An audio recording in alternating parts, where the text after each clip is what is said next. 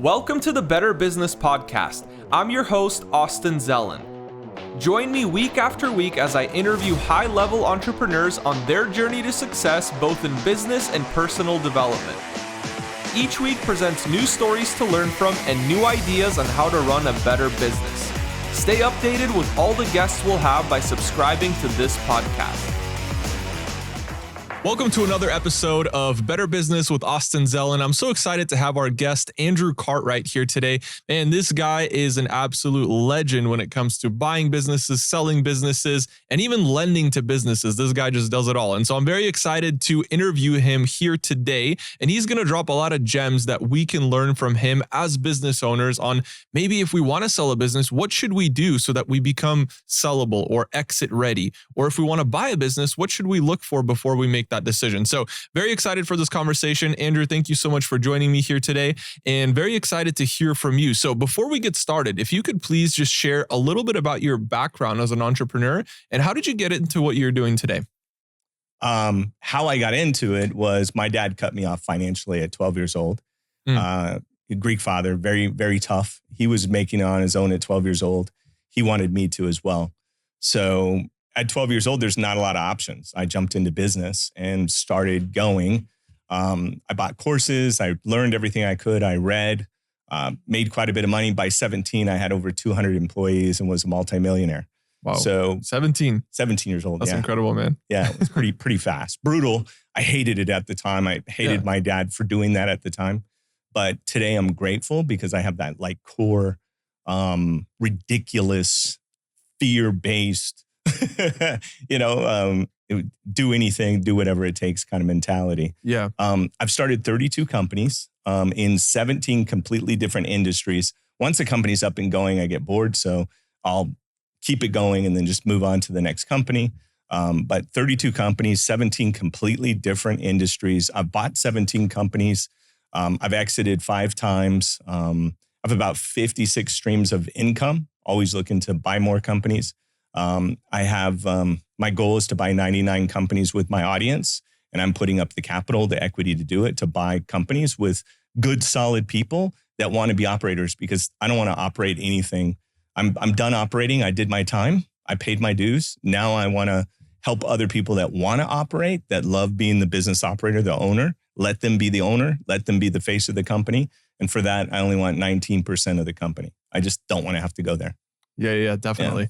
So can you explain to people, I have some context on the 19%, but can you explain to everybody why you don't want to have over 19%? I'm so tired of litigation. We live in a country that is constant litigation. We just had, nobody got hurt and Trump literally just, $300 million for, like literally a victimless crime, Yep. And clearly his assets were like, they had no idea the real value. Like Mar-a-Lago was like the value they put it in there for was ridiculous. It was definitely rigged. No matter, I hate all politicians. I'm not a Democrat or a Republican. I'm like, they all suck in my opinion. So I'm not picking a side. I am I'm for the best person at the time and I make the decision right before I go to the voting booth. But it's crazy. And I don't want to get into legal. And at 19%, they can't drag me into a lawsuit, which is to sum it up. And I'm actually in the process of buying a law firm right now too. So that will help on some of the legal. There's a lot of legal exposure because the richer you get, the bigger target you paint on your back. Every wealthy person I know is in litigation. And most everyday people, you say you're in a lawsuit, they think you're a bad person. But the reality is more money, more problems, and more people you have, more partners you have, the more likely there's going to be some sort of dispute. And most people don't have the courage to talk. So they talk with attorneys and spend lots of money and are just crazy. Most of the litigation are crazy. But I've been suing farmers now for 7 years. 7 years, farmers. Why are you suing farmers? One of my properties, they ripped up 12,000 square feet of a 24,000 square foot building. Wow. Said that they were going to pay and fix the claim and then didn't. So I had to pull all the money out and fix all of it. And my tenants were displaced. And I literally texted to make sure that they were going to cover the claim. And they said, yes, we're going to cover it. And then they didn't. And so for 7 years, I mean, most people would have just rolled over and most people can't afford to sue farmers for 7 years. But I just don't think it's right for the everyday person. Like I've sued billionaires, like the guy from Volvo in Tooele buying a $130 million racetrack. And they sold it to the Chinese billionaire. And I sued because the city of Tooele the county of Tooele didn't get the money they deserved, which I was offering $28 million. It was hugely discounted. But they sold it to the guy for 18 million. 10 million less. Yeah. Yeah. Oh, interesting stuff. Well, I can see you're a smart guy. You know, you're very strategic about your business moves. I'm an ordinary guy. And I just do extraordinary things. You know. Yeah, well, hey, that's how you become extraordinary. No, right? I love that. So, okay, cool. So you just decided that you don't want to operate these businesses anymore. And you said that you start businesses and then you kind of hand them off to an operator. How do you select that operator? Is it somebody that's in your circle, or do you just like put a job ad out? Or because you're buying so many companies, maybe you're always hiring operators and you I'm always looking for place them. A solid operator. Yeah. So a 680 credit score at a baseline, you need to be able to manage and function credit. Like business is all about credit. Like I have credit in every single one of the businesses I have. In fact, I lived on credit for 4 years, which is a whole nother story, which is crazy. Yeah. When I was personally $12.8 million in debt, but that's a whole nother conversation. But they need to be able to manage their own personal credit and be able to manage the business credit and the business. So that's the starter is 680 credit score and up. After that, some experience in what we're buying. I'm not looking for somebody to learn on the job. If you've been the right-hand guy of somebody, like at a butcher shop, like I'm looking at 5 butcher shops. I don't want to say where because we're in the middle of negotiation.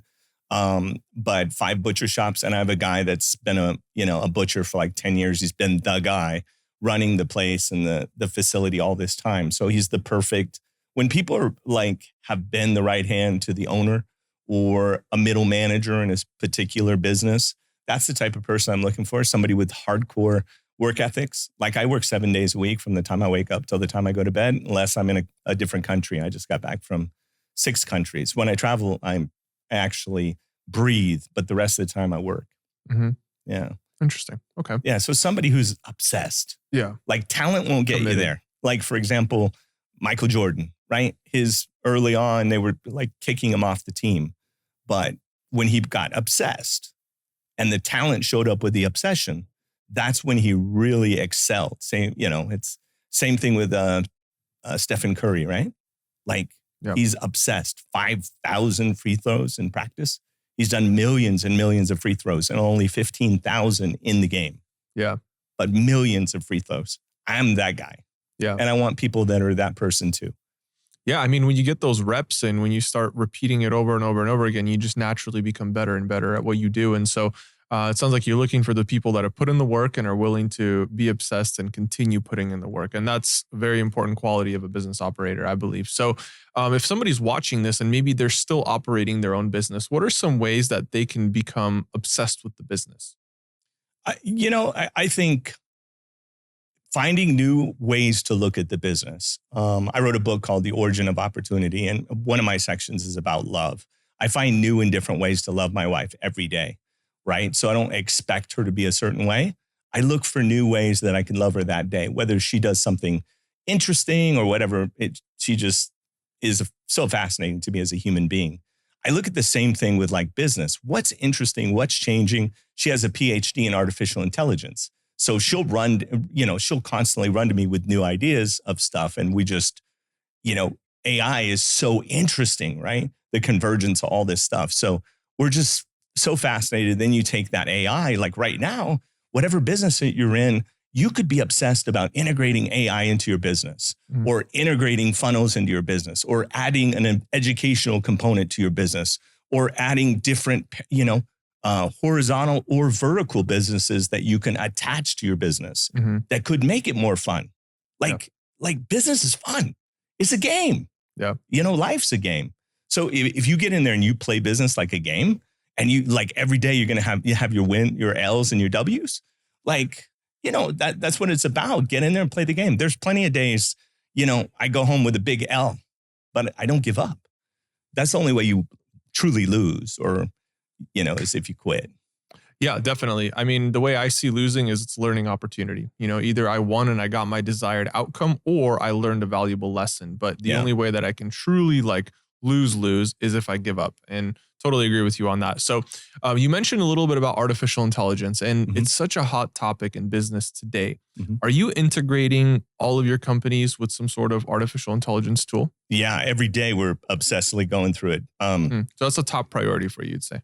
Number one priority is figuring Wow. out AI, just because it's between robotics, which we've been involved in for years. She has a MBA in strategy and finance, which is our love language, is money and balance sheets and stuff. But as far as AI, we've been with, she works with Google. She has about 450 employees that work for her. So we're constantly learning about the models, and we're seeing what people don't get to see yet. Like the T in ChatGPT is from Google. And she was part of the Gemini project that just got released. But literally, the whole framework at Google right now is changing by the day. The back-end infrastructure of Google and all there is like literally moving so fast. They have coders, they have they have AI now that will code.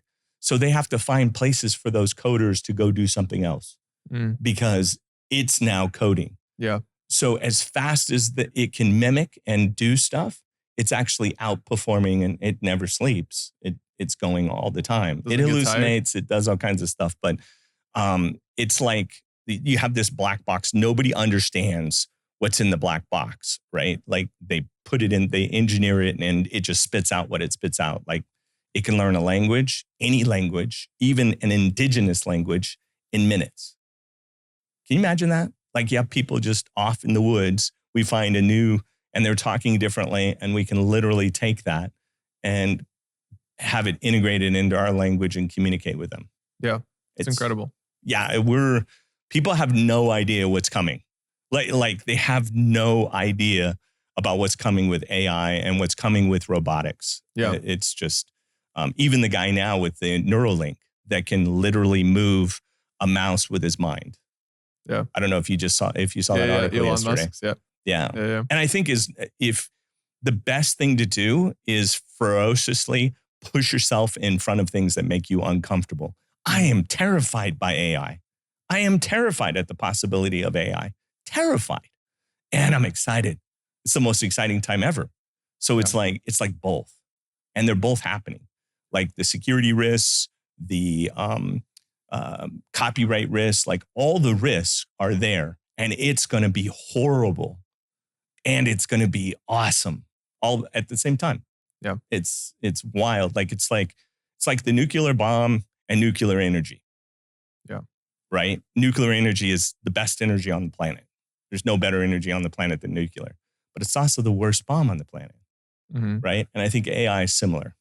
That's very interesting. I've never thought of AI as a nuclear bomb, but you're totally right. The closest. I mean, I think it may be even worse than a nuclear bomb because we don't know you what can it just can do. inject it. It could take over this screen. It could, like literally with the right prompting. Thank God we still prompt it. Yeah. When it's, who knows for how long? Sam's saying that they've got it. 2050? He flirts that they've already got it. Well, maybe. General intelligence. So yeah. He said he's flirting with the idea that it's already there. Yeah. Probably in some capacity. Yeah. But okay, cool. So, across all your companies, what have you found to be the most useful application of AI? Like in what department or what tasks do you assign it to? Like what has been the most valuable application for you? Oh, wow. So many verticals.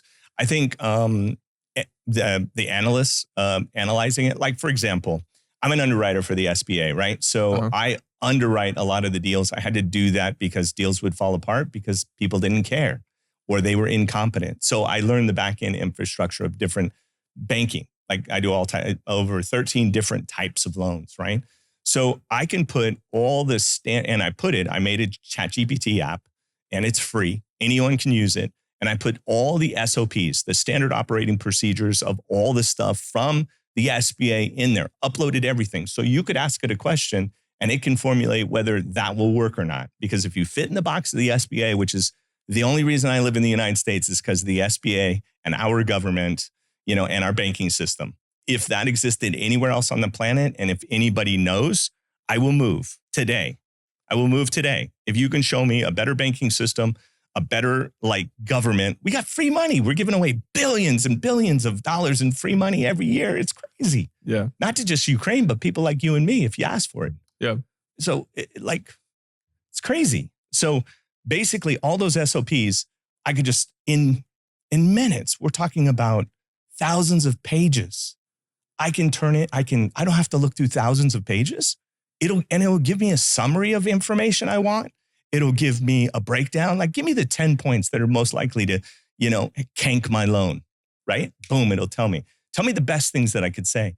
I can write a business plan in any business, and I've done it on my YouTube channel to show people, because everyone would like come to me and they'd say, I don't have a business plan. I'm like, you have a business, you want to expand, you want money, but you don't have a business plan. I'm like, I would write business plans for people. So I'm like, for trucking companies, for all types of different companies, I would have to write a business plan for, because they didn't even know how to write a business. Mm-hmm. Now with a couple of prompts, I can have a 20 or 50 page business plan with all the projections and all the money and everything for any type of business in less than 120 seconds. Wow. That's awesome. Right? What took me like a day of research or a week is 120 seconds.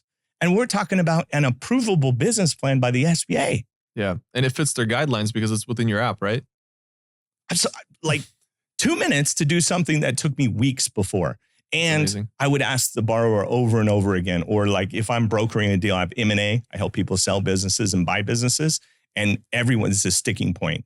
They can run the business, but their financials are, and we can get into that if you want to, how to sell a business, how you can help people, because nobody's talking about this stuff and it's horrible. Like, there is so much, and yet we have $10 trillion in businesses that have to trade hands. They have to. Otherwise, this country is going to be in bad shape. Mm. So what do you mean by that? $10 trillion in businesses that have to trade hands?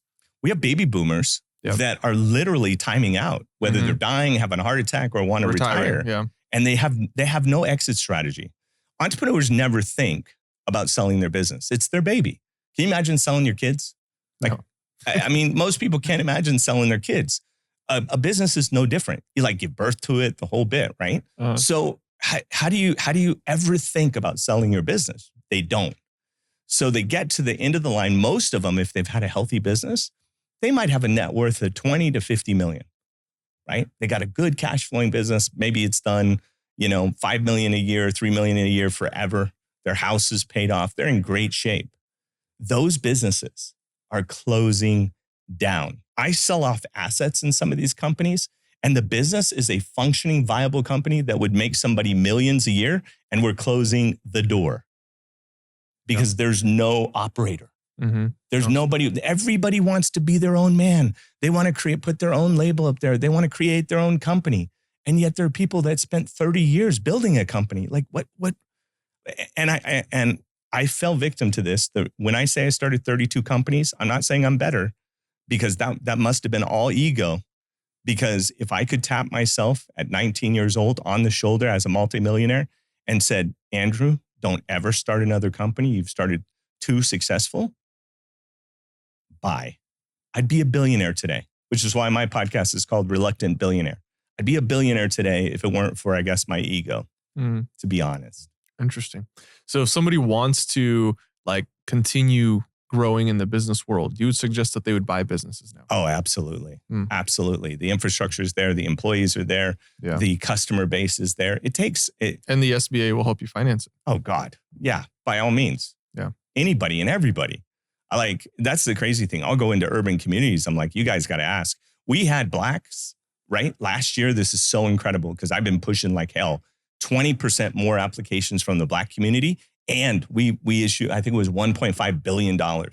So, and amazing. And we have full conference calls. This is like Black History Month, right? So we have full conference calls on how do we reach them and let them know that we will bend rules. We will figure out how to get them approved, because most people are confused by these 2 separate concepts. You know the difference between equality and equity? Most people don't, right? Equality is where we're all treated equal. That is not what the government's after, even though it's the 13th Amendment, equal protection under the law. But actually, equity is about taking somebody who's in a poverty area and giving them the same ability and leverage as somebody who has great credit, has capital, has the resources, has the college degree, to be able to, with equity, is about taking that person and lifting them up and giving them the same flooring as somebody who has that already. That's what equity is about. And it's sad. Most people are not talking about it. They don't know about it. Our government is preaching it over and over again, and people aren't hearing it because they haven't defined those two words. I have, because I'm looking at the guidelines. I'm looking at the SOPs. Yeah. Even our own government officials don't know the difference. And we're trying to raise people up. That's what this country is about. Yeah. Absolutely. No, I love that. I love that you've defined it so well, because people can understand that even if maybe they feel like they don't have the opportunities, the government is doing so many things to give them the same opportunities as somebody who's maybe more privileged or has access to more resources or a network or whatever it is. So if somebody's like wanting to get funding from the SBA and they want to use your app, what is your app called? I think it's just SBA ChatGPT app. Just on the App Store? Yeah, just look under Andrew Cartwright. Yeah. Yeah, it's free. Awesome. I built a bunch of them. I have a grant app where you can apply for grants and figure out grants. Wow, that's awesome. Which is another, Dr. Fauci had like 10,000 grants.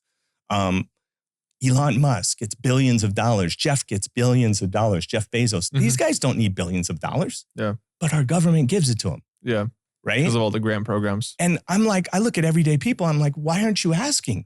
Yeah. Even if they say no, what did you lose? A little time? Yeah. Apply. There are thousands and thousands of grants. Like, it's crazy. Free money, just free. Like, do stuff. Yeah. Government will even take you through a whole program to develop your product so the government can be a customer. And the actual amount they'll give you is unlimited. They give you like 375, then 750, then $1.5 million, and then whatever you need. Wow. That's Crazy. amazing. Yeah. That's really cool. Yeah. Okay, cool. So let's say somebody wants to buy a business. What are some criteria that you like to look for before you buy the business? Like, what's generally speaking, what do you look for? To me, like, stuff that I want to be part of is something that isn't threatened by AI, isn't threatened, but could benefit with AI and technology and better marketing strategies and that sort of thing. But things you have to go to, things you have to use. Yeah. Is more or less, but there's so many companies. And this is the crazy thing that people don't realize. I am shocked at how many different companies there are in the world, right? And there's only two things you can do in a company. That's it. Yet the variable almost seems infinite. You can only sell a product or a service. That's it. It's that simple. Yeah. Right? The question is, like, how many different products there are? Like, I'll give you a perfect example. We're looking at a company. I can't mention any names because I'm not allowed to talk about any of these companies. And I'll cover that later if you want to talk about it, why it's so secretive.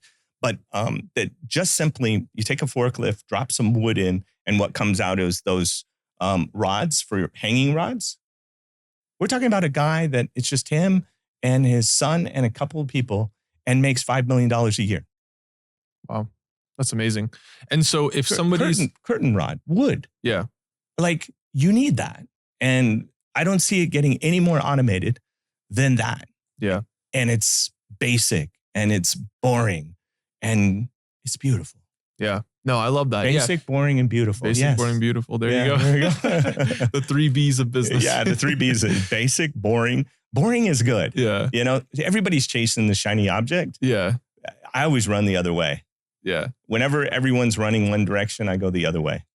Yeah, I mean, that's definitely an interesting perspective that you have as far as like basic, boring, and beautiful. And I think that with something like that, sometimes we don't even realize these businesses exist. And I know I've talked to some like billionaires around the world, and sometimes it's just something so random. It's like ethanol production. It's like, what? Like I never even considered ethanol as like a product that I wanted to produce, but they're just like creating ethanol and they're the world's leading supplier. And that's how they became a billionaire, Stuff like that is so cool. And it's necessary. It's not like they're ever going to not be needed.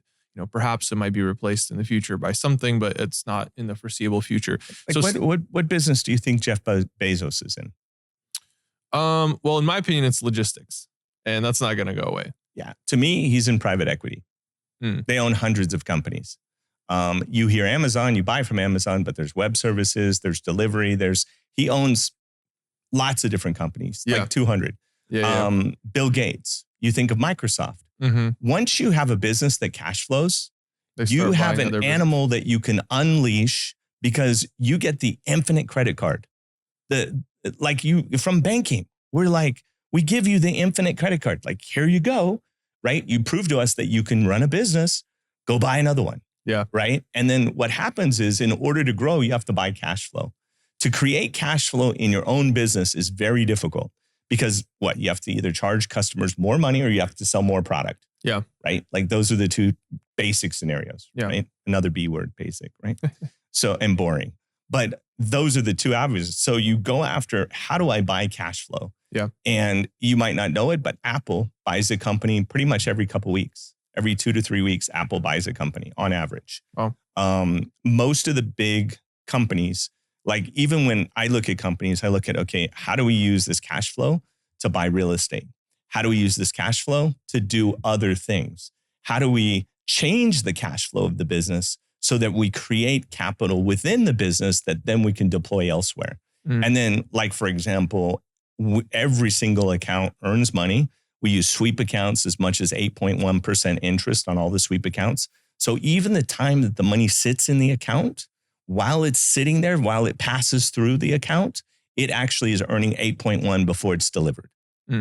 Right? Awesome. So And so, kind of to dovetail off of that, you talk about, once you have a cash flowing business, you want to use that cash flow to buy more businesses. Correct. Use that money. But isn't there maybe a certain point that you should consider that at? So, for example, if you're just starting the company, maybe it's wiser to reinvest. And then once you hit a certain point, then you start buying other companies. What would you say that point is, like that breaking point? I would say there is a point. Like, I always think of companies like people, right? You have companies that are kids, babies, teenagers, adults, and seniors, right? You want to start buying companies when your business is like a full-on adult before it becomes a senior. Yeah. If you become a senior, you start to go on a downward trajectory where you lose interest in the business. When you start losing interest in the business and the business is still functional and doing well, that's when you start looking for horizontal or vertical integrations to buy. Yeah. And then that way you keep it interesting and you don't slip into being a senior citizen, which is not bad. I don't want to exclude baby boomers here. Yeah. But that's, I think, the turning point. If you're a teenager and you have all the teenage tendencies, you're all over the place, you're drinking, you're up late, you're not getting enough sleep, there's not consistency, it's radical, you're up and you're down, you're all over the place like a teenager, that is not the time to be buying a company. You're going to crush both companies. You're going to kill them both. And I've seen it. The key is to get to that adult, stable, consistent cash flows, and you get bored. As soon as you're bored, mature, and you're an adult, before you start declining, that's the time. Yeah, that's smart. Yeah, you got to reach a point of stability with your first business, and then you start expanding into other businesses. So let's say somebody has a business like that, and we talked a little bit about selling companies. And so how would you know that it's time to sell? And also, what are some things that you can do to prepare yourself to exit? So time would be the same time, that adult time, before it starts going down. Yeah, because as a banker, the first thing we do in underwriting, as soon as we see some step down years, we start going, whoa. Like, the best time to sell is when you're like this. Most people can't sell at that point because they think it's forever going to go. But there's market saturation. There's only so many customers. There's only so much attention that you can get during certain phases of a business before you start losing that attention. Yeah. Right. So you want to sell at that peak before you start leveling off or going down, because when you level off, bankers start to look at that and we go, because most people don't have the cash. They're using an investment banker or a bank like my bank, right? Or like the bank that all the stuff we do. So when it's down, we have lots of questions. Why is it down? And then actual CEOs have to start explaining, owners of companies have to start explaining why. And then we don't believe them. We literally don't believe them. So the time to sell is in that boring stage when you're solid, you're doing well, before you flatline, before you plateau, and before you start to decline is the important, that same spot is when you want to sell. As far as how you prep to sell, the biggest problem people have is they literally commit fraud. Most of the businesses I see are committing fraud. They don't pay all their taxes. Like, pay all your taxes. If you need to eliminate taxes, go buy real estate. Go buy stuff with your company. Your company can own cars. It can own real estate. It can own a fleet of Uber cars. Not Uber cars, but Uber cars, and rent them out to people. It could own Toro cars. Your business can own lots of stuff. If you own things that have huge write-offs, like 5-year write-offs, like cars or other assets, you'll get that money back. Go buy a plane. You can write off the plane. Go buy assets that you can legitimately take that tax basis that you're paying and take it off. The biggest thing is most people don't pay their right taxes. And then they come to me, and we're in a banking system that is, full disclosure, right? We look at everything and we build your value based on what you're paying in taxes. Now, we do have what's called seller discretionary earnings, which means like your car that you drive, that you run through your business, okay. Or part of your house that you're writing off, okay. We'll add that back. Other things that maybe food, travel expenses, other things that you have, we'll go ahead and add it back as seller's discretionary earnings. Meaning if you weren't there, that money would come back to the business. So we can add that and we can create value on top of that. And then we'll puff up the business a little bit too, give it a higher multiple so we can get the value. But what happens is when people don't run clean, great books, they end up not getting all the value. And then they're mad because the buyer that's going to the bank, us, is saying we'll only lend this amount of money, which is not enough to cover what the business is really worth because the owner was taking cash and not reporting it. Like, how do I give you, if you have $1 million in cash a year and you're not reporting it, like, how do I add that back into a bank value, right? To give you the value of that $1 million you're taking on the side. And then if I'm talking to the person that's buying it, they're like, how do I know that it's really even coming in? Right? Yeah, because there's no paper trail for it. Yeah. No, it definitely makes sense. I like that. I think that's really good. Okay. Now, I would assume that some people watching this are like, wow, that's exciting, Andrew. Thank you for giving me this idea to buy a business. What are some next steps that people can take to get started on this journey to start buying a business? First, get your credit right, Okay. So you have to have good credit to get an SBA loan. Yeah. I mean, you need to be north of 640. Okay. Right. To do that. And I mean, anybody today in today's day and age with the available information out there, like credit should not be a problem. But most people don't want good credit long enough. You got to want good credit for like 6 months to a year. And you have to do the work. Right. And most people want good credit tomorrow. Or they wait till they need good credit tomorrow before they do anything about it. The time to work on your credit is today. And the wrong thing to do is nothing. Right. Like, I'll give you, like, my credit score is 850. I usually show people, I have them on my phone. I'm 850 across all bureaus. You can't get better than that. Oh, that's awesome. Yeah. Okay, cool. So the first thing they do is they work on their credit. Second thing is experience. Go get the experience. Most running any business or specific business that you're targeting. The one you're targeting. Go learn that business. Go work for free. Here's the thing too. If you can only get in at a certain level, offer to work for free or for a discount so that you can be close to an operator operating that business because it's hard to step up those notches unless you're willing to give something. So, if you can get around somebody that will literally and tell them I'm looking to buy a business at some point. I think the best thing to do is go to a different city where you wouldn't be a competitor and go work for them. Say, I'm looking at opening up this business. Can I work for you for 6 months? I'll work at a discount. I'll run your place. And, most people don't make those kind of conversations. But to me, like, unless you're sitting in the owner's seat and making that type of decision, how do you know what it's like to be an owner? Okay, cool. So they get their credit right. They get some experience. And then what are they looking for? High cash flow? Are they looking for an owner who's looking to exit? What's your criteria there? So I benchmark it against, and now that you have ChatGPT and all these different programs and Gemini, you want to benchmark that all the lines in the business, every single line item is actually pretty industry standard, and look for reasonable margin and cash flow, right? And you want to look at the margins. What have the margins done over time? So I'll give you a perfect example. Let's say I make billiard balls, like for a pool table. Yeah. Okay. I get into that business. I crush it. I'm making tons of money. I got, it's boring. It's a ball. Like how much more basic can you get? And then somebody worked for me and found out about that it was a good moneymaker and opens up a billiard place. Now I'm split between two, maybe across the country, vying for the same customers. Mm-hmm. Then another guy finds out. Before long, I have 5 different people. And what used to be a blue ocean opportunity where I made lots of money is now red. Mm-hmm. It's bloody. There's sharks everywhere. It's like bloody, right? Yeah.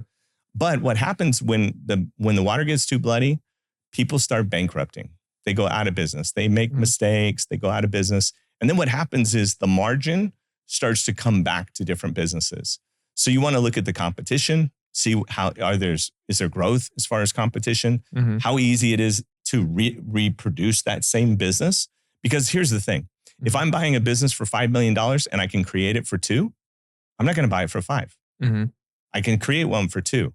I'll just hold my breath for 2 years. Yeah. And pay the $2 million, pay my dues, have better branding, have better everything. Yeah. Cleaner. So it's definitely, that business has to have a value that I will want to pay full value. So if I could build it for 2 or buy it for 5, that's kind of the point. Yeah, no, that definitely makes sense, especially if you have an operator building it for you. You hire somebody who's very competent and maybe has experience in that field that can just build it for $2 million. I think that's a no-brainer to do that over paying $5 million for it. So definitely makes sense. And then the other question that I have for you is, if somebody's looking to buy a business, where are you sourcing them? Are you going to brokers? Are you looking on Facebook or Craigslist? Really everywhere. Yeah. So I think the best place is to go to the business you want to buy. Gotcha. So you identify a business that you want and you just go make them an offer. Go knock on the door. Yeah. Talk to the owner. Yeah. Tell them you've always wanted to do this business. Yeah. You've always wanted to do this business. It's like music to the ears typically. Yeah. Right. And they're looking at, oh my God, I could have a sale here. Yeah. Right? Maybe I could sell my business. And you listen, you talk to them, listen to their story, where they want to go, what they see in their future. Maybe you buy the company in a year. Yeah. Maybe you work there for a year and then buy it from him, or her. Let's say, for example, they plan to exit in 2 or 3 years. Yeah. Work there for 2 years, write up a contract that you're going to buy it, and then buy them out in 2 years. And then the business and you've worked there. I'm really conservative. I may not sound like it, but I'm a banker, right? I do hard money. I do private money. I do fix and flips, ground up construction. 10 different types of business loans, credit lines. I'm very conservative. Yeah. Okay. That to me is the most conservative approach. You'll probably get the most truth there.